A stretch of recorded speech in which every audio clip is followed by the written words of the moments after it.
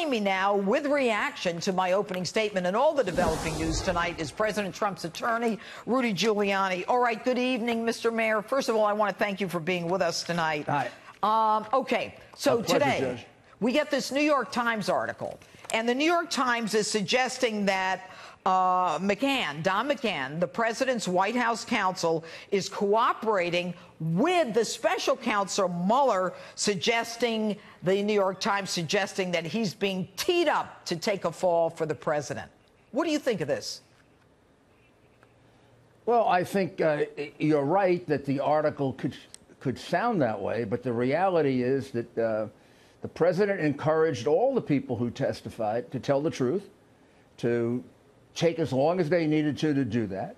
And as long as they did, they'll have no problem with the president or us. And we have no reason to believe that Don McGahn didn't do that. And as John Dowd, who was the president's lawyer at the time, said today loudly and clearly, right, Don McGahn was the strongest witness for the president, meaning he completely gave testimony that said that the president didn't do anything wrong. Which the president didn't do. He didn't do anything wrong. But who would plant a story or a suggestion or create an effort to legitimize a claim that McGahn's trying to take the fall? I mean, what does it tell you? Does it tell you that the New York Times is making stuff up and is fake news? Does it tell you that Mueller is starting to panic and starting to get McGahn to work with him to tell McGahn, hey, look, the president's teeing you up for a fall? Who is this? What's going on? Well, I think the best analysis would be that the Mueller team is panicking. They know they don't have a case. There was no collusion. There was no obstruction. They can't prove it, and they are trying to get the president to testify. And they're hoping that if they put out a story like this, in which they suggest that McGahn is cooperating against him, but don't say it, they don't say that he'll want to come in and explain himself. Now, the president wants to testify. The president wants to be open and transparent. Otherwise, he wouldn't have encouraged 30 witnesses, including McGahn, to testify.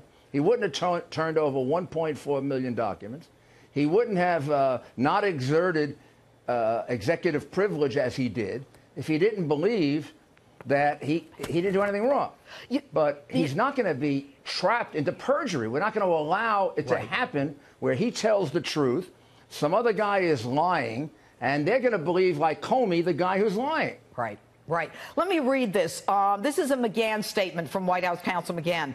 President Trump, through counsel, declined to assert any privilege over Mr. McGahn's testimony. So Mr. McGahn answered special counsel team's questions fulsomely and honestly, as any person interviewed by federal investigators must. So through his counsel, the personal attorney for Don McGahn, they make it clear that even the president said, you know what, Don, you go out there and testify. I don't have a problem with that. Absolutely true, Judge. The president had no problem with it. We have no problem with it if it took 1 day, 2 days, 3 days. I know how often lawyers repeat themselves, as you do, particularly if they want you to change your story, right? Yeah. So I've sat through depositions that are 4 days long. They should have been a half hour. All right, let me ask you this, and then let's move on from that.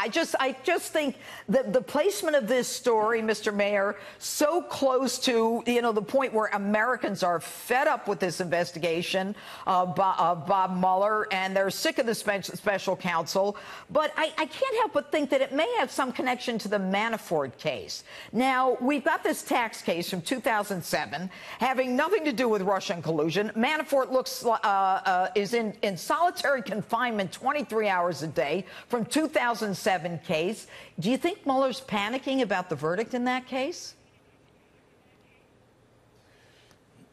Look, I don't know. I've heard rumors to that effect. I think they shouldn't. Whether Mr. Manafort is convicted or acquitted or hung jury, it's the same for our case. After all, we're not part of it. I do think, like the president does, that Mr. Manafort has been treated horribly. This is not a terrorist. This is not a killer. They arrest him in a horrible way. They raid his house and they put him in solitary confinement. It's unbelievable. My goodness. Rudy, it is unbelievable. I've prosecuted for 30 years. I never saw anything like this. Never. But anyway, let me just... Go ahead.